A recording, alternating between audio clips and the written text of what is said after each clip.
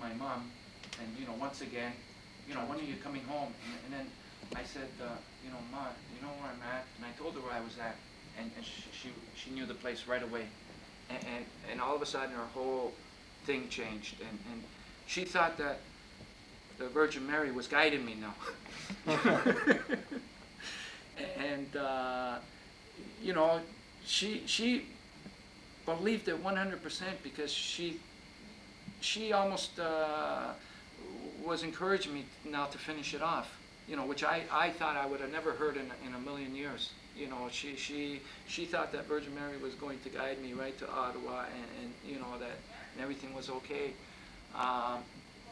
So when I finished this, I can't tell you, I mean, what it just did for us and for the cause that we were doing, but also to my mom. Like it just, and she got the heart attack in October, so that was just a couple of months afterwards. How old was she when she got 69. So, I actually, that morning, it was 4 o'clock in the morning, she was getting up out of bed and she collapsed and hit her head on the bedpost. And I heard my dad, yelling, screaming.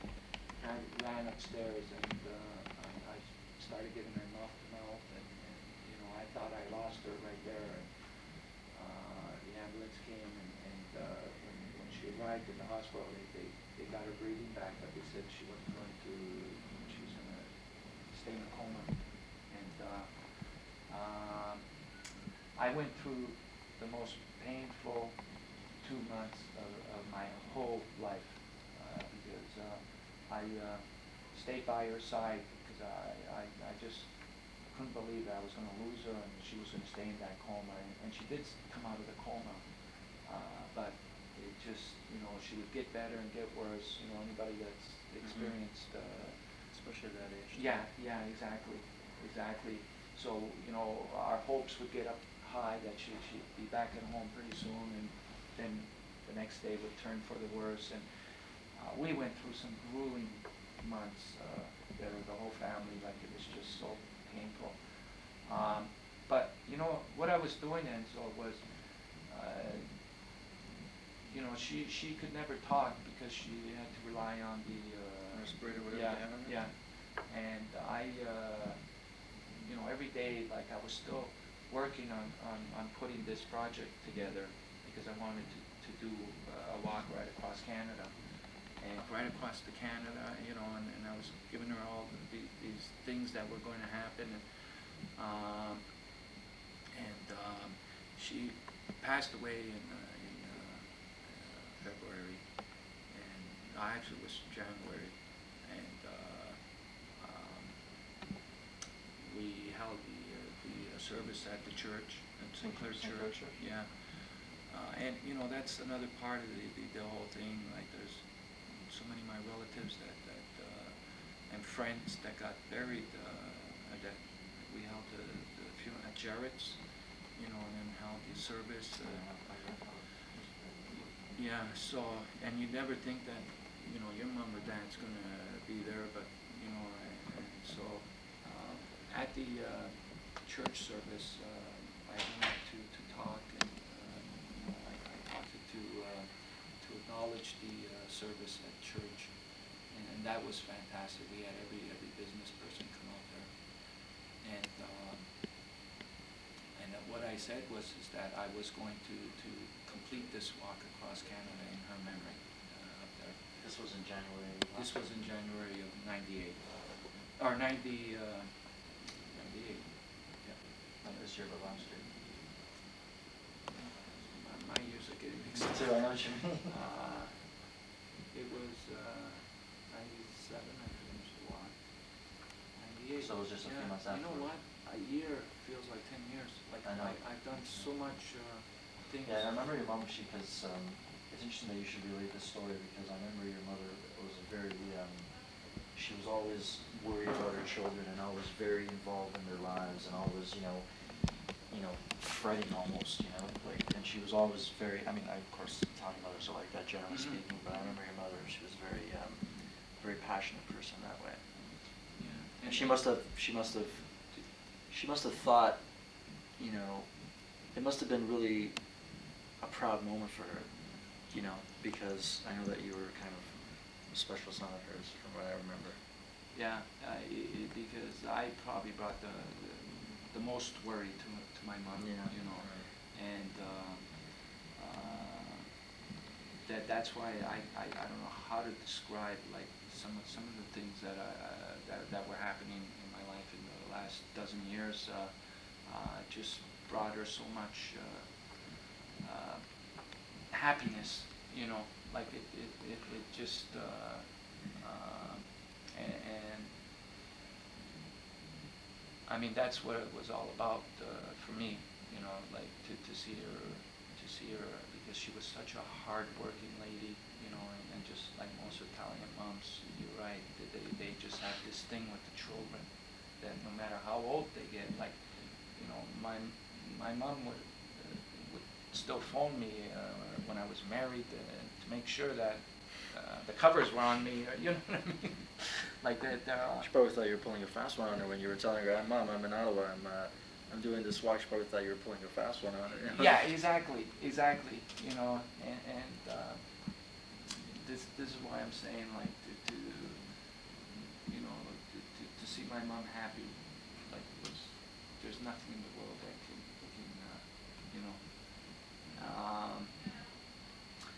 So the mission that I was on was, of course, it became like almost like a dual role, like I was doing it in memory of my mom, but also I was thanking the family that made that decision.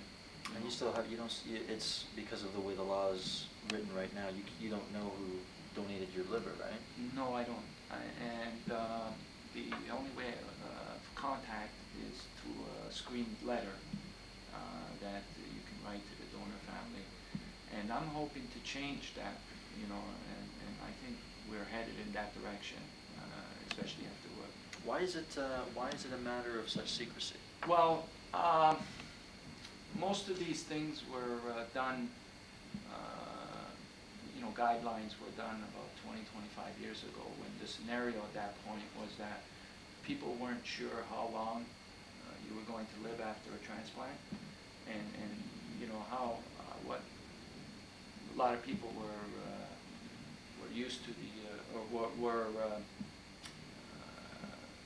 feeling the perception of that the heart transplant survived to 6 months, the liver you know, we Yes, heard, I remember that. Yeah, we heard all those stories, so we weren't sure how long the people.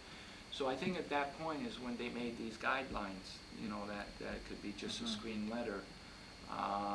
Also, you know, we were kind of evolving into transplantation. You know, we weren't sure back at that time that we were going to have. I mean, they were hoping, but they weren't sure that they were going to have success stories like myself and many other recipients to not only get their life extended and back, but a healthy life back. So you were feeling the same way that you were feeling before you got sick. Mm-hmm. Because there's so many people that, you know, that go for transplants that have been sick for many Yes, years. I know. It's the body rebelled, or in the articles that you sent about how, you know, within a month or 12 days, I can't remember how long, but you were very active right away. You were feeling like a breath of, like life had been breathed into your body once again. What does it feel like to have that? I can only assume that there were like moments where you thought, oh my God, you know, like, you know, just when is this gonna seize up on me? You're right. You're absolutely right, because the nature of any transplant at the time that I got in, that was 4 years ago, was that roughly it was about 40% of the people that were surviving it at that point. And you know, each hour, not each day, or sometimes each minute, the doctors would come and look and see where each at the time that I got in, that was 4 years ago, was that roughly it was about 40% of the people that were surviving at that point. And you know, each hour, not each day, or sometimes each minute, the doctors would come and look and see where each chemical of your body, what numbers, you know, then not knowing whether you might make it to the next hour. You know, and that's how you went about this thing, right? So I think what happens, not only what happened to me, but what happens with almost most people that go through what I, when I heard that I was going to pass away, and that was in '92, like they gave me the news at that point that I only had a couple of years left to live, you try and find a way to accept all this, you know, and whatever means, like with my means, I found a lot of courage and acceptance through spiritual means. And there actually was a poem called Footprints. Yes, I saw it up on your wall there. And I treasure that poem because it had a profound effect on me when I first read it. And this was during the time when I received that news. And it's funny how you think that it's only words, but you could, with the right circumstance or the right time, you read a certain word, and it can have such a profound impact. And I think sometimes that's how some people are so gifted, or so that they're able to put something in words that will affect people. Because I know I'm not the only one where this poem has had an effect on. So through that poem, which is just the most incredible feeling that you can have.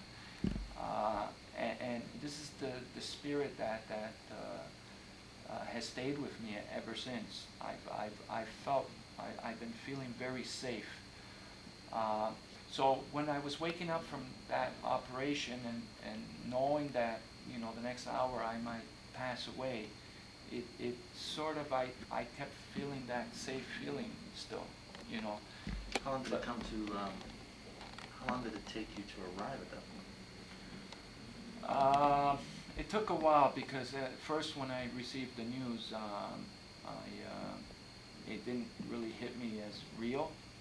When the doctor was in the office and said, look, you got 2 years left to live, it was such an unreal, it almost felt like I was in a soap opera, and I was just waiting for that soap opera music to come on, you know. There's almost, you know, it can't be happening to me, you know, like that, because you see these things, and sometimes you might have had a friend go through it, and you can only imagine what, you know, when it actually happens to you, it doesn't feel real at that point. And I think the first things that I started feeling was a real anger, you know, like just, you know, why me, and all that kind of stuff. And then I started blaming God, you know, for letting this happen. You know, I went through those phases, and then I think that after, you know, praying and after reading that poem, Footprints, like that's really what brought me into the focus of accepting this. I made my decision at that point not to tell my family about this, and I wanted to spare them the toll, because I know the effect it would have on them at, you know, at work, at the family, especially my mom. Like this would have, you know. So throughout the next couple of years, I had to make every excuse in the world to hide the illness. And for example, I was into my second year of electronics. I was taking a technology electronic course, and I had to drop out because I was losing my memory because of the illness. So I had to make excuses, you know, why I dropped out at that time, and I was just hiding it from them. I told my friends, and I every friend that I told, I made them swear that they weren't gonna tell my family in, hospital. And then Sammy found out about it. And, It's pretty good at finding out things. Right? yeah, yes. So a week after I got the call, I was in my Guelph residence, that there was an organ available. And the first thing I did, Enzo, was I had to have them convince me that it was me, that, that the organ was available for, and I wasn't. I couldn't believe it. No, I couldn't believe it. And the other thing, I almost felt guilty that I was probably taking a child's spot, or a female. Somehow the Titanic kicked in for, I'm thinking, what would I do if I was on the Titanic? And would I let women and children go first? You know what I mean? Like, that's crazy. But so they convinced me without a doubt that I was the one, and that they couldn't match anybody else at that time. So my mom found out in the middle of the night when I was going through my operation. Who told her? I'm not sure. I never did ask. I'm not sure. But when she got there, the vision that I had, because I knew I was going for the operation, and I was thinking about my mom as I was going to Toronto General Hospital, and I was thinking that my mom had, I might not survive this, and I was just thinking about my mom, how she was going to react to this. And I thought that this was going to kill her, like this was, So what I found out, after I recovered from the operation and I started, and most of my friends, I had, the whole hospital floor was filled with my friends the night of the operation. And my mom came there, and my mom reacted different than she was so strong. She said, my son's going to make it. Like everybody else that was worried, she made them feel that everything was going to be okay. Like, she took charge that way. And I found out about that from my friends. They were all telling me how my mom, what she did when she came to the hospital. And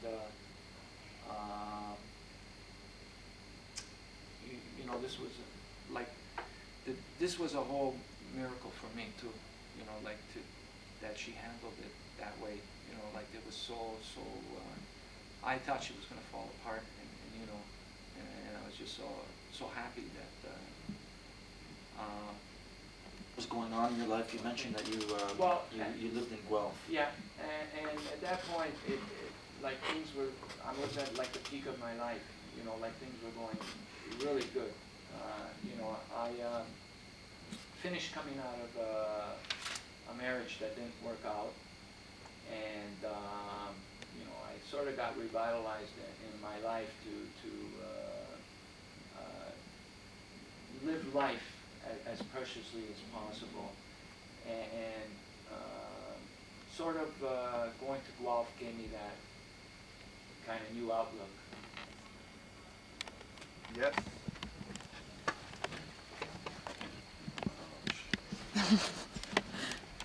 Joe, don't hide from me.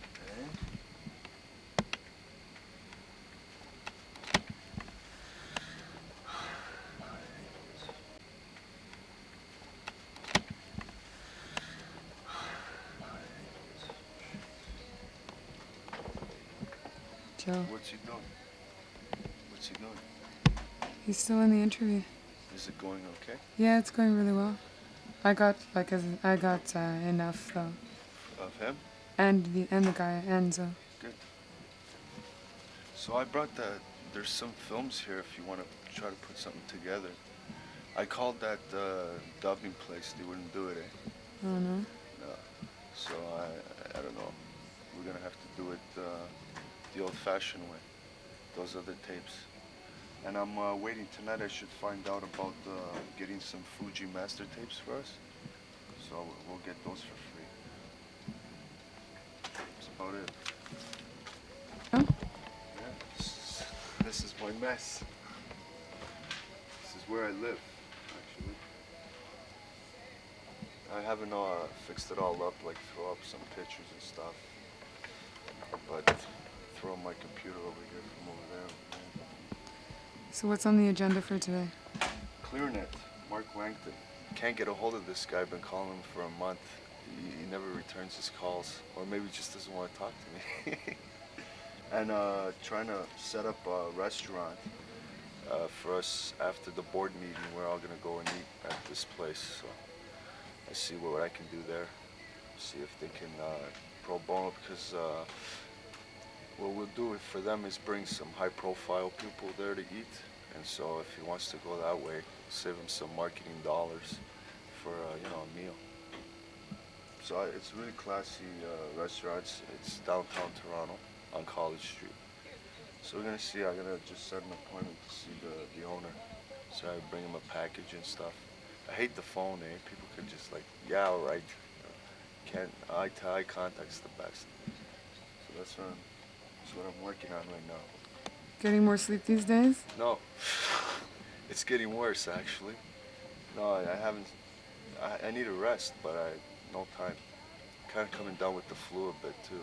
So achoo.